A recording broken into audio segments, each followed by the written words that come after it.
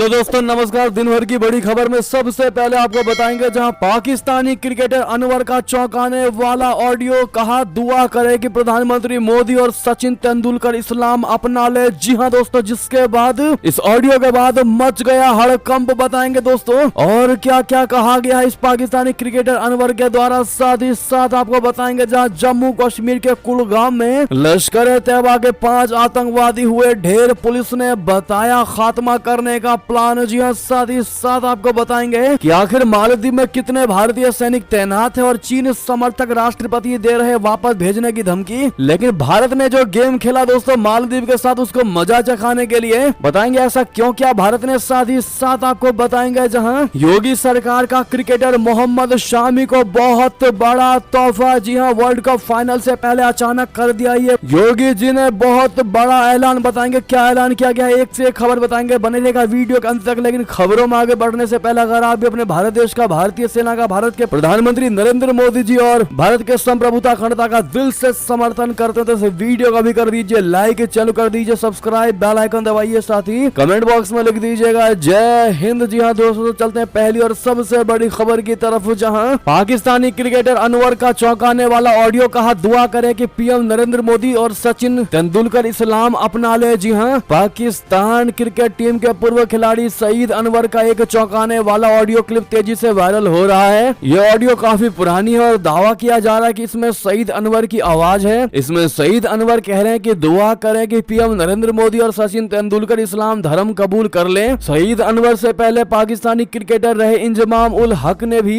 हरभजन सिंह के बारे में ऐसी ही बातों का दावा किया था। पाकिस्तान के पूर्व क्रिकेटर सईद अनवर ने गैर मुस्लिम लोगों से इस्लाम अपनाने का आह्वान किया है। इसमें भारतीय पीएम नरेंद्र मोदी और महान क्रिकेटर सचिन तेंदुलकर भी शामिल है। सईद अनवर का जो ऑडियो वायरल हो रहा है उसमें अनवर कह रहा है कि गैर मुसलमानों के लिए दुआ करें और आशा करें कि अल्लाह उन्हें इस्लाम अपनाने के लिए मार्गदर्शन दे। मैं अल्लाह से दुआ करता हूं कि वो प्रधानमंत्री नरेंद्र मोदी को इस्लाम अपनाने के लिए प्रेरित करें, मोटिवेट करें। आगे कहा कि मैं सचिन तेंदुलकर और ब्रायन लारा सहित उन सभी गैर मुस्लिम लोगों जिन्हें मैं जानता हूं दुआ करता हूं कि वे इस्लाम अपनाएं। सईद ने आगे कहा कि इन आत्माओं को इस्लाम अपना लेना चाहिए। सईद अनवर का ये ऑडियो क्लिप सोशल मीडिया पर तेजी से वायरल हो रहा है। सईद अनवर से पहले पाकिस्तान के पूर्व कप्तान और पीसीबी के पूर्व चयनकर्ता इंजमाम उल हक ने भी ऐसा ही दावा किया था कि भारतीय क्रिकेटर हरभजन सिंह लगभग इस्लाम अपनाने के लिए तैयार हो चुके थे। और इस चौंकाने वाले दावे के बाद हरभजन ने इंजमाम के दावों को आड़े हाथों लिया और कहा कि पता नहीं ये लोग कौन सा नशा करके बयानबाजी करते हैं। इंजमाम उल हक के बाद अब सईद अनवर का ये ऑडियो खूब वायरल हो रहा है दोस्तों, जिसके बाद भारतीय लगातार प्रतिक्रिया दे रहे हैं। अब ऐसे में दोस्तों आप लोग क्या जवाब देना चाहेंगे अनवर सईद के इस ऑडियो को लेकर, जो प्रधानमंत्री नरेंद्र मोदी जी और सचिन तेंदुलकर को इस्लाम कबूल करवाने की बात कह रहे हैं? ऐसे में करारा जवाब आप लोग जरूर दीजिएगा। और दोस्तों इसके पीछे सबसे बड़ी वजह हम आपको बताते हैं कि पाकिस्तान को ये पता है कि भारत में शांति है, पीस है, समृद्ध है भारत में किसी भी प्रकार की कोई सामुदायिक लड़ाई नहीं होती है। और पाकिस्तान को अच्छे से पता है कि पाकिस्तान अगर भारत में दो समुदायों के बीच में लड़ाई करवाएगा तो वो क्यों ना इस प्रकार के बयानबाजी करे। और इसी वजह से दोस्तों पाकिस्तान हमेशा से मजहबी बयानबाजी करता है जिससे भारत में भी शांति नाश हो जाए। ऐसे में दोस्तों आपका जवाब तो बनता ही है। और साथ ही साथ मोदी है तो हर चीज मुमकिन है कहना मत भूलिएगा। एक और खबर की बात करें जहां जम्मू कश्मीर के कुलगाम में लश्कर तैयबा के 5 आतंकवादी हुआ ढेर, पुलिस ने बताया खात्मा करने का प्लान। दरअसल जम्मू कश्मीर के कुलगाम जिले में हुई मुठभेड़ में लश्कर तैयबा के 5 आतंकवादी मारे गए हैं। कुलगाम पुलिस ने शुक्रवार यानी 17 नवंबर को यह जानकारी देते हुए कहा कि हमने सेना के साथ मिलकर अभियान चलाया था। कुलगाम पुलिस ने कहा कि जानकारी मिलने के बाद सुरक्षा बलों ने कुलगाम के नेहामा गांव में घेराबंदी कर तलाशी अभियान शुरू कर दिया था। इस दौरान ही 5 आतंकियों को ढेर किया गया है। इनकी पहचान समीर अहमद शेख, यासिर बिलाल भट्ट, दानिश अहमद होकर, हंजुल्ला याकूब शाह और उबैद अहमद पैडल के रूप में हुई है। पुलिस ने कहा कि मारे गए आतंकी नागरिकों पर अत्याचार सहित कई आतंकी गतिविधियों में शामिल थे। 4 AK राइफल, 4 ग्रेनेड और 2 पिस्तौल सहित आपत्तिजनक सामग्री, हथियार और गोला बारूद बरामद किया है। अभियान के बारे में मीडिया को बताते हुए दक्षिण कश्मीर क्षेत्र के पुलिस उप महानिरीक्षक रईस भट्ट ने कहा कि आतंकवादियों की मौजूदगी के संबंध में गोपनीय सूचना मिलने पर जम्मू कश्मीर पुलिस सेना की 34 राष्ट्रीय राइफल CRPF की 18वीं बटालियन के समन्वय में एक संयुक्त अभियान शुरू किया था। एक घर में छिपे लश्कर के आतंकियों से संपर्क साधा गया। इसके बाद हुई मुठभेड़ में 5 आतंकवादियों को ढेर कर दिया गया। ऐसे में थैंक यू इंडियन आर्मी, आप लोग कमेंट में जरूर कहिएगा। चलते एक और खबर की तरफ, जहां आखिर मालदीव में कितने भारतीय सैनिक हैं, आखिर चीन समर्थक राष्ट्रपति क्यों दे रहे हैं वापस भेजने की धमकी। मालदीव में कल चीन समर्थक माने जाने वाले मोहम्मद मुइज़ू ने राष्ट्रपति पद की शपथ ले ली है। उनके शपथ ग्रहण समारोह में भारत का प्रतिनिधित्व किरेन रिजिजू ने किया। 2018 में जब इब्राहिम मोहम्मद सोली ने जीत दर्ज की थी, तब उनके शपथ ग्रहण समारोह में खुद प्रधानमंत्री नरेंद्र मोदी जी शामिल हुए थे। इस बार पीएम मोदी के मालदीव न जाने के पीछे G20 सम्मेलन और ग्लोबल साउथ समिट को कारण बताया जा रहा है। हालांकि माना यह जा रहा है कि पीएम मोदी मोहम्मद मुइज़ू के भारत विरोधी रुख के कारण उनसे दूरी बनाकर रख रहे हैं। मुइज़ू का पूरा चुनावी कैंपेन भारत विरोधी रहा है। उन्होंने ही मालदीव में इंडिया आउट का कैंपेन शुरू किया था। वो अपनी रैलियों में शपथ ग्रहण के दूसरे दिन मालदीव में मौजूद भारतीय सैनिकों को वापस भेजने का वादा भी करते आए हैं। अब मोहम्मद मुइज़ू ने मालदीव के राष्ट्रपति पद की शपथ ले ली। ऐसे में सवाल उठता है कि वो मालदीव में तैनात भारतीय सैनिकों को कब और कैसे भारत वापस भेजेंगे। इससे भी बड़ा सवाल यह है कि मालदीव में कितने भारतीय सैनिक तैनात है और उनकी तैनाती की वजह क्या है। ऐसे में टाइम्स ऑफ इंडिया की एक रिपोर्ट के अनुसार मालदीव के राष्ट्रपति मोहम्मद मुइज़ू को खुद नहीं मालूम है कि उनके देश में कितने भारतीय सैनिक तैनात है, लेकिन मुइज़ू लगातार कहते आए हैं कि वो सभी भारतीय सैनिकों को वापस भेजने का वादा पूरा करेंगे। टाइम्स ऑफ इंडिया ने मालदीव की राजधानी माले में मौजूद अपने सूत्रों के हवाले से बताया है कि वहां पर एक भी भारतीय सैनिक नहीं है। सूत्रों ने कहा कि यहाँ सिर्फ भारत के टेक्निकल कर्मचारी हैं जो ITEC यानी Indian technical and economic corporation कार्यक्रम के तहत तैनात है, ताकि डॉर्नियर विमान और 2 हेलीकॉप्टर की उड़ान में मालदीव की मदद की जा सके। जी हाँ दोस्तों, इसके अलावा मालदीव के सैन्य अस्पताल में कुछ डॉक्टर भी तैनात हैं। भारत ने डॉर्नियर विमान और ALH हेलीकॉप्टर मालदीव को गिफ्ट के तौर पर सौंपे हुए हैं, लेकिन मालदीव जो दावा करता है वो 75 भारतीय सैनिकों की मौजूदगी का दावा करता है। उसको लगता है कि 75 भारतीय सैनिक मालदीव में मौजूद है, जिनको वो निकालने की कोशिश में लगा हुआ है। ऐसे में दोस्तों आपको बता दें कि अगर मुइज़ू शेर है तो भारत सवा शेर है। जी हाँ, भारत ने आखिर मालदीव में चीन समर्थक राष्ट्रपति के शपथ ग्रहण में किरेन रिजिजू को ही क्यों भेजा, आपको बता दें क्या मैसेज देना चाह रहा था अपना भारत। मूल रूप से अरुणाचल प्रदेश राज्य के रहने वाले रिजिजू को भेजना पूरी वास्तविक नियंत्रण रेखा पर भारतीय और चीनी सैनिकों के बीच गतिरोध के बीच भारत की ओर से चीन को एक सूक्ष्म संदेश देता है। चीन पूरे अरुणाचल प्रदेश राज्य को अपना क्षेत्र बताता है जो दक्षिणी तिब्बत का हिस्सा है और इसे जंगनान कहता है। अरुणाचल पर चीन के निराधार दावे दलाई लामा से जुड़े हुए हैं, जो 1950 के दशक के अंत में चीनी अधिकारियों के उत्पीड़न से बचने के लिए अरुणाचल के जिले तवांग के माध्यम से तिब्बत से भारत में आ गए थे। अप्रैल 2023 में चीन ने एक पक्षीय कार्रवाई करते हुए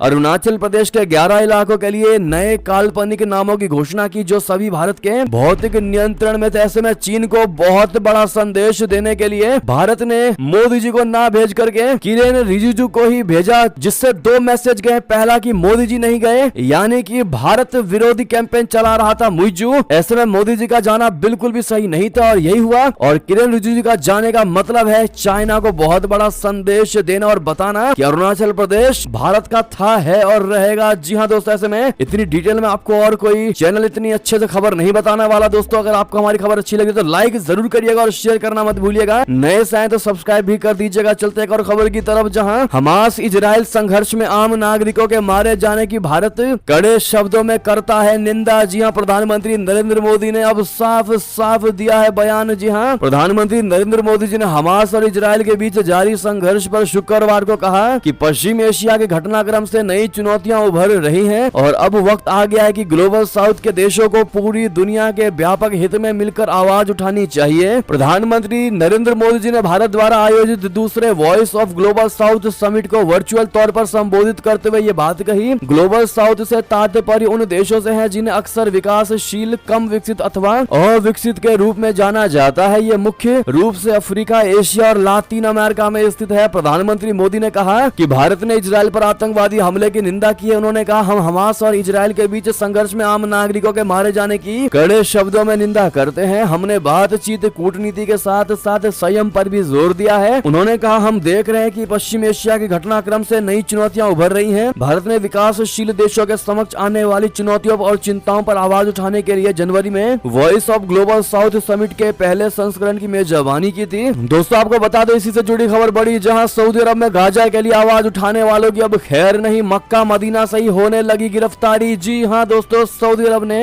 अपने देश में गाजा के प्रति समर्थन दिखाने और फलस्तीन के लिए प्रार्थना करने वालों के खिलाफ कार्रवाई शुरू कर दी है। इस मामले में इस्लाम के 2 सबसे पवित्र स्थलों मक्का मक्का और मदीना से कई लोगों को हिरासत में ले लिया गया है। मिडल ईस्ट आई की एक रिपोर्ट के अनुसार एक ब्रिटिश एक्टर और टीवी प्रेजेंटेटर इसलाह अब्दुल रहमान को मक्का में तीर्थ यात्रा के दौरान फलस्तीनी केफिये पहनने और फलस्तीनी रंग की तस्बीह ले जाने के लिए हिरासत में लिया गया था। उन्होंने मिडल ईस्ट आई को अपना अनुभव बताते हुए कहा कि मेरे सिर के चारों ओर एक सफेद काफिया यानी स्कार्फ और मेरी कलाई के चारों ओर एक फलस्तीनी रंग की तस्बीह यानी माला पहनने के कारण 4 सैनिकों ने मुझे रोक दिया। वे मुझे एक पूछताछ के लिए दूसरी जगह लेकर गए। जी हाँ, बता दें कि सऊदी अरबिया में गाजा के समर्थन पर प्रार्थना पर रोक लगा दी गई है। दोस्तों अगली खबर की बात करें, जहां पाकिस्तानी शख्स ने हिंदुओं के खिलाफ दिया जहरीला बयान, कहा उनका मजहब है ही बहुत बुरा। पूरी बात आपको बता दें, भारत और पाकिस्तान के बीच हुए बंटवारे की सबसे बड़ी वजह धर्म को माना जाता है। पाकिस्तानी नेता मोहम्मद अली जिन्ना ने इस्लामी धर्म के मुताबिक पाकिस्तान देश की स्थापना की थी। आजादी के बाद से दोनों ने देशों ने अपने आगे का सफर तय किया। हालांकि इन 76 सालों के दौरान एक तरफ भारत जहां सेकुलर देश की तरह अपनी पहचान बनाए रखा हुआ है, वहीं उधर पाकिस्तान शुरू से इस्लामिक देश होने के तमगा टांगे हुए हैं। हाल ही में पाकिस्तान के यूट्यूबर ने आवाम के बीच जाकर हिंदू और मुस्लिम धर्म के बारे में प्रतिक्रिया ली, रिएक्शन लिया और इस दौरान उन्होंने आवाम से पूछा कि क्या आप मस्जिद के बगल में मंदिर बनाने की इजाजत देंगे। इस पर उन्होंने कहा कि नहीं, हम ऐसा नहीं करने देंगे क्योंकि पाकिस्तान एक इस्लामिक देश है। तो वहीं एक पाकिस्तानी बुजुर्ग शख्स ने हिंदू धर्म पर विवादित बयान देने से बाज नहीं आया। उन्होंने कहा कि हिंदू धर्म की कोई बुनियाद नहीं है, वे लोग धर्म के नाम पर कुछ नहीं करते हैं, हिंदू धर्म सबसे बुरा धर्म है। पाकिस्तानी शख्स ने कहा कि मैं भारत 25 दफा जा चुका हूं जहां मुस्लिम लोगों के साथ गलत बर्ताव किया जाता है। मैं भी चाहता हूं कि पाकिस्तान में हिंदुओं के खिलाफ नफरत करनी चाहिए, हमें इस्लाम धर्म को पूरी दुनिया में फैलाना चाहिए, इसका बोलबाला सारी दुनिया में है। अब ऐसे में दोस्तों कितनी जहर घुली हुई है पाकिस्तानी जनता में, आप देख पा रहे होंगे। हम नहीं कहते कि पूरे 100% पाकिस्तानी जनता में जहर घुला है, लेकिन दोस्तों जो बयान निकल कर सामने आ रही है लगातार, उससे ये साफ झलकता है कि 60% जनता वहाँ की भारत विरोधी ही है। चलते हैं और खबर की तरफ, जहाँ पर 2+2 वार्ता को लेकर खबर, भारत आएंगे ऑस्ट्रेलियाई विदेश मंत्री और रक्षा मंत्री, क्रिकेट वर्ल्ड कप फाइनल देखने जा सकते हैं। जी हाँ, ऑस्ट्रेलिया की विदेश मंत्री पेनी वोंग और रक्षा मंत्री रिचर्ड माल्स सोमवार को 2+2 मंत्री स्तरीय वार्ता में शामिल होने के लिए भारत की यात्रा पर आएंगे। वार्ता के दौरान दोनों देशों के बीच रणनीतिक संबंधों को और मजबूत करने पर ध्यान केंद्रित किए जाने की संभावना है। इस बारे में जानकारी रखने वाले लोगों ने ये जानकारी दी। ऐसा समझा जाता है कि माल्स या वोंग या दोनों रविवार को गुजरात के अहमदाबाद में भारत और ऑस्ट्रेलिया के बीच क्रिकेट विश्व कप का फाइनल मैच भी देख सकते हैं। माल्स ऑस्ट्रेलिया के उप प्रधानमंत्री भी हैं। ऑस्ट्रेलियाई उच्चायोग के एक प्रवक्ता से जब पूछा गया कि क्या माल्स या वोंग या दोनों मैच देखेंगे, तो उन्होंने कहा हमें उम्मीद है कि विश्व कप फाइनल में ऑस्ट्रेलिया का अच्छा प्रतिनिधित्व रहेगा। मामले के बारे में जानकारी रखने वाले सूत्रों ने बताया कि रक्षा मंत्री राजनाथ सिंह और विदेश मंत्री जयशंकर जी सोमवार शाम दिल्ली में होने वाली 2+2 वार्ता में भारतीय प्रतिनिधि मंडल का नेतृत्व करेंगे। जी हाँ दोस्तों, एक और खबर की बात करें, जहां गरियाबंद में आईईडी धमाका, आईटीबीपी के जवान की गई जान, नक्सलियों ने पोलिंग पार्टी को बनाया निशाना। जी हाँ, छत्तीसगढ़ में वोटिंग के बीच नक्सलियों का बहुत बड़ा हमला, चुनाव ड्यूटी पर लगे सीआरपीएफ जवानों पर किया ब्लास्ट। बता दें, छत्तीसगढ़ के गरियाबंद जिले में नक्सलियों द्वारा किए गए विस्फोट में भारत तिब्बत सीमा पुलिस के एक जवान की मौत हो गई। दरअसल शुक्रवार 17 नवंबर को विधानसभा चुनाव के दूसरे और अंतिम चरण के लिए 70 सीटों को लेकर मतदान हो रहा था। एक वरिष्ठ पुलिस अधिकारी ने बताया कि ये घटना मैनपुर थाना क्षेत्र के तहत बड़े गोबरा गांव के पास उस समय हुई जब सुरक्षा कर्मियों के साथ एक मतदान दल मतदान समाप्त होने के बाद वापस लौट रहा था। शुक्रवार को राज्य की 70 सीटों पर सुबह 8 बजे से शाम 5 बजे तक मतदान हुआ, लेकिन गरियाबंद जिले के नक्सल प्रभावित बिद्रानवागढ़ विधानसभा क्षेत्र के 9 मतदान केंद्रों पर सुरक्षा कारणों से सुबह 7 बजे से दोपहर 3 बजे तक मतदान हुआ। पड़ोसी राज्य ओडिशा के सीमा से लगे बिद्रानवागढ़ में के इन 9 बूथों में बड़ा गोबरा भी शामिल था। छत्तीसगढ़ के बीजापुर जिले में माओवादी द्वारा किए गए आईईडी विस्फोट में घायल ग्रामीण को सीआरपीएफ के जवानों ने बचाया। सीआरपीएफ ने घायल ग्रामीण को प्रारंभिक उपचार प्रदान किया और फिर गंगालूर के स्वास्थ्य सेवा केंद्र में उसके आगे के उपचार की व्यवस्था की। दोस्तों अगली खबर की बात करें, जहां पर जयशंकर जी ने किया भारत की बढ़ती वैश्विक भूमिका का जिक्र, कहा ये एक ऐसा इंडिया है जो भारत अधिक है। जी हाँ, विदेश मंत्री जयशंकर ने शुक्रवार को देश में नकदी रहित भुगतान, चंद्रमा पर उतरने और महिला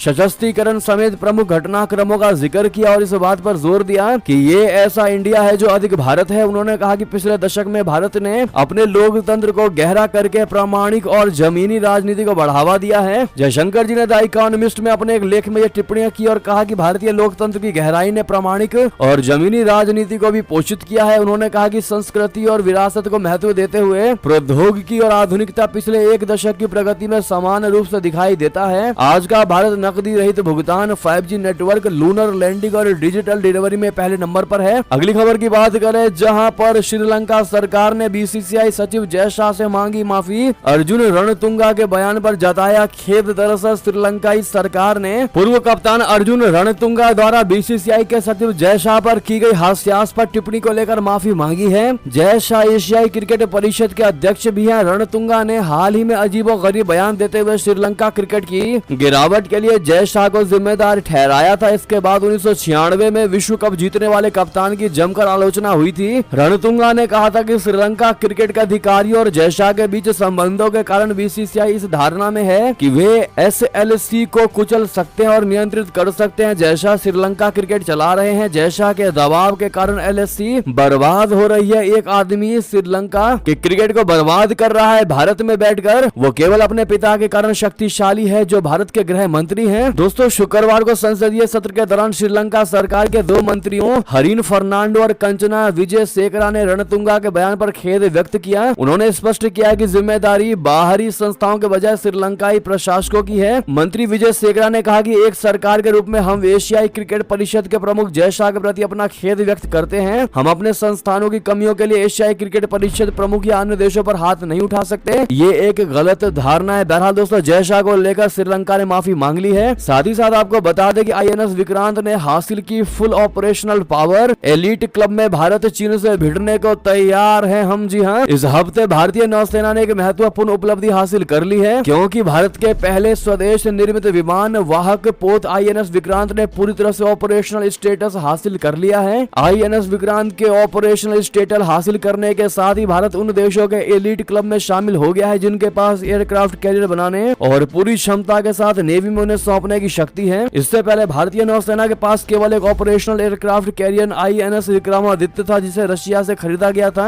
यूरेशियन टाइम्स की रिपोर्ट के मुताबिक कोचीन शिपयार्ड लिमिटेड में निर्मित स्वदेशी एयरक्राफ्ट कैरियर INS विक्रांत ने दिवाली पर पूरी तरह से ऑपरेशनल स्थिति हासिल कर ली है। अगली खबर की बात करें जहां पूर्व प्रधानमंत्री इमरान खान से जेल में 4 दिनों तक होगी पूछताछ। 50 अरब के भ्रष्टाचार मामले में अदालत। जी हां, देश के पूर्व प्रधानमंत्री इमरान खान की परेशानी बढ़ सकती है। अल कादिर ट्रस्ट भ्रष्टाचार मामले में पाकिस्तान की भ्रष्टाचार निरोधक अदालत ने कहा कि जवाबदेही ब्यूरो के अधिकारी जेल में बंद पूर्व प्रधानमंत्री इमरान खान से 4 दिन तक पूछताछ कर सकते हैं। बता दें कि 71 वर्षीय इमरान खान विभिन्न मामलों में 26 सितंबर से ही रावलपिंडी की आदिया जेल में बंद हैं। 50 अरब रुपए के कथित भ्रष्टाचार मामले में इमरान खान के मामले की सुनवाई कर रही विशेष अदालत के न्यायाधीश मोहम्मद बशीर ने शुक्रवार को उच्च सुरक्षा वाली जेल में सुनवाई की। उन्होंने शारीरिक रिमांड के लिए राष्ट्रीय जवाबदेही ब्यूरो यानी NAB की याचिका को खारिज कर दिया। भ्रष्टाचार विरोधी निकाय के अधिकारी आदियाला जेल के अंदर पाकिस्तान तहरीक-ए-इंसाफ पार्टी के प्रमुख से 4 दिन तक पूछताछ कर सकेंगे। अगली खबर की बात करें जहां अमेरिका की टाइम मैगजीन में छाए भारतवंशी एक साथ इन 9 लोगों को मिली जगह। जी हां, दुनिया के सबसे मशहूर मैगजीन टाइम्स ने 100 सबसे प्रभावशाली लोगों की लिस्ट में भारतीय मूल के 9 लोगों को जगह दी है। इनमें वर्ल्ड बैंक के अध्यक्ष अजय बंगा से लेकर ओला इलेक्ट्रिक के फाउंडर भाविश अग्रवाल तक शामिल हैं। टाइम्स मैगजीन ने जलवायु परिवर्तन रोकने की दिशा में काम करने वाले दुनिया के सबसे प्रभावशाली लोगों की एक लिस्ट तैयार की है। इस लिस्ट में कारोबारी जगत से लेकर संगीत जगत से जुड़े लोगों को शामिल किया है। इनमें भारतीय मूल के 9 अमेरिकी भी हैं। जी हाँ, इस लिस्ट में वर्ल्ड बैंक के अध्यक्ष अजय बंगा, ओला इलेक्ट्रिक के को founder Bhavish Aggarwal, the Rockefeller foundation के अध्यक्ष राजीव जे शाह,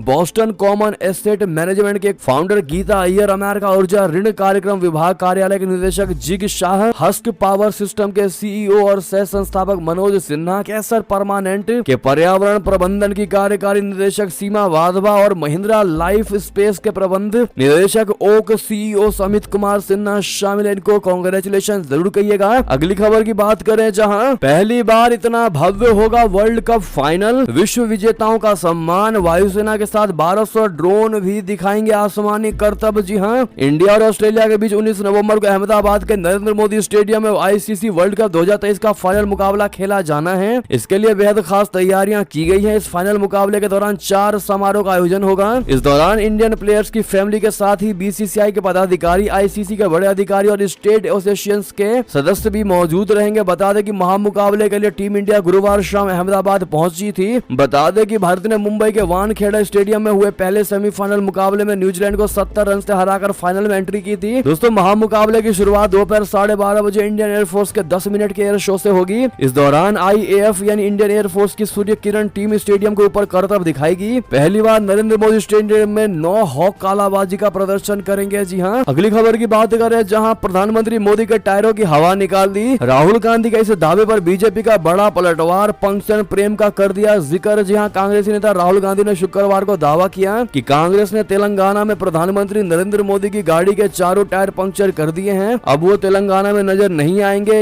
ये और बात है कि बीजेपी पीछे से केसीआर की मदद कर रही है। बीजेपी के कार्यकर्ताओं को ये बात मालूम है, यही कारण है कि उन्होंने बता दिया कि तेलंगाना में कांग्रेस को हराना और BRS को जिताना है। राहुल गांधी तेलंगाना में चुनावी रैली के लिए पहुंचे थे। इस पर बीजेपी ने करारा पलटवार किया। बीजेपी नेता शहजाद पूनावाला ने टाइम्स नाउ भारत पर इसका जवाब दिया। जवाब देते हुए उन्होंने राहुल गांधी पर खूब तंज कसा। राहुल के दावे पर बीजेपी के राष्ट्रीय प्रवक्ता शहजाद पूनावाला ने कहा कि राहुल गांधी का पंक्चर प्रेम तो समझ में आता ही है, कारण है कि उनकी गाड़ी तो इतना ही पंक्चर हो चुकी है कि अभी तक वो भरे ही नहीं जा पा रहे हैं। अगली खबर की बात करें जहां पर योगी सरकार का क्रिकेटर मोहम्मद शामी को बहुत बड़ा तोहफा, वर्ल्ड कप फाइनल से पहले अचानक कर दिया ये बहुत बड़ा ऐलान। जी हाँ, उत्तर प्रदेश के मुख्यमंत्री योगी आदित्यनाथ जी ने क्रिकेटर मोहम्मद शामी को वर्ल्ड कप 2023 में शानदार प्रदर्शन करने के लिए बहुत बड़ा तोहफा दिया है। उत्तर प्रदेश के मुख्यमंत्री योगी आदित्यनाथ की सरकार ने भारत और ऑस्ट्रेलिया वर्ल्ड कप फाइनल से पहले ही मोहम्मद शमी को एक ऐसा तोहफा दिया है जिसे वो कभी नहीं भूल पाएंगे। योगी सरकार ने मोहम्मद शमी के पैतृक गांव अमरोहा के सहसपुर अलीनगर में मिनी स्टेडियम बनाने का ऐलान किया है। प्रशासन के इस घोषणा के बाद से गांव के लोगों में खुशी का माहौल है। CDO अश्वनी कुमार मिश्र व अन्य अधिकारियों ने जोया विकास खंड स्थित शमी के गांव का भ्रमण किया, स्टेडियम के लिए जमीन की तलाश की और अधिकारियों को आवश्यक दिशा निर्देश दिए। शमी का परिवार गांव में ही रहता है, शमी का भी यहां आना जाना लगा रहता है। इस खबर के बाद शमी के गांव में काफी खुशी का माहौल। ऐसे में दोस्तों, अगर आप भी मानते योगी जी ने बहुत सही फैसला लिया है तो अपनी राय अवश्य दीजिएगा, साथ ही साथ शमी को कांग्रेचुलेशन अवश्य कहिएगा। बहरहाल दोस्तों, ये थे अभी की सारी बड़ी खबरें। आपको हमारी खबर कैसी लगी? आशा करता हूँ बहुत अच्छी लगी होगी। अगर थोड़ी भी अच्छी लगी तो इस वीडियो को दोस्तों में, भाइयों में, साथियों में, रिश्तेदारों में शेयर अवश्य कर दीजिएगा और अभी कर दीजिए इस वीडियो को लाइक, चैनल कर दीजिए सब्सक्राइब, बेल आइकन दबाइए, साथ ही कमेंट बॉक्स में लिख दीजिएगा जय हिंद जय भारत। और यहाँ तक बने रहने के लिए आप सभी